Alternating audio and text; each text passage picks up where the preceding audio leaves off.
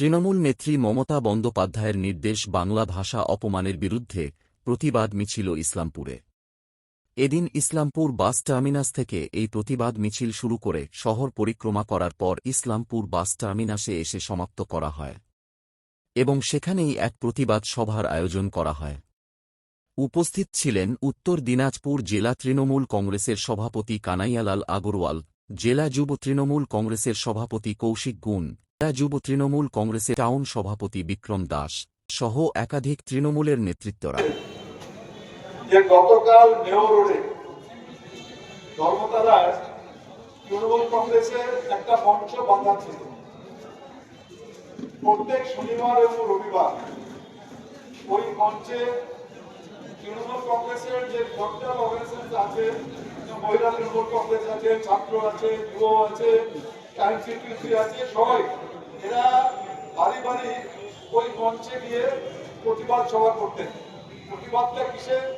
BJP শাসিত রাজ্যে যেভাবে বাংলাকে, বাংলা ভাষাকে যেভাবে অপমান করা হচ্ছে তার বিরুদ্ধেই ওখানে প্রতিবাদ মিছিলের আয়োজন হতো, অবস্থান হতো।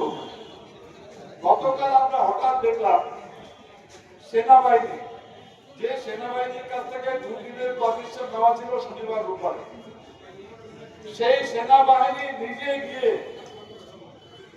মঞ্চটা খুলছে। আমরা টিভিতে দেখছি, আজ পর্যন্ত কিন্তু এরকম দৃশ্য আমরা দেখিনি।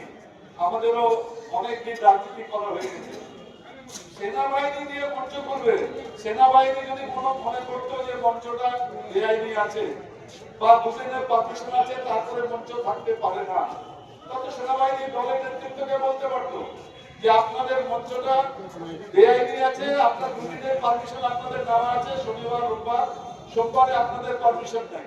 কিন্তু প্রত্যেক শনিবার রোববার ওখানে প্রতিবাদ মিছিল হবে, ওখানে অবস্থান হবে প্রত্যেক শনিবার রোববার। প্রতি শনিবারে সকালে মঞ্চ বাঁধো আর রোববারে সন্ধ্যাবেলা মঞ্চ খুলে দাও, এটা সম্ভব হয় না।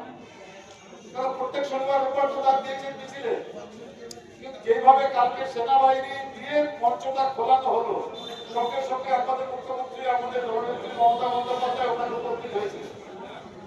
সেখান থেকে উনি ডাক দিয়েছিলেন যে আজকে যে নির্লজ্জ ঘটনাটি ঘটালো সেনাবাহিনী, উনি পরিষ্কার করেছেন যে সেনাবাহিনীকে আমরা সম্মান করি, কিন্তু সেনাবাহিনী তো নিজে যায়নি ওখানে করতে।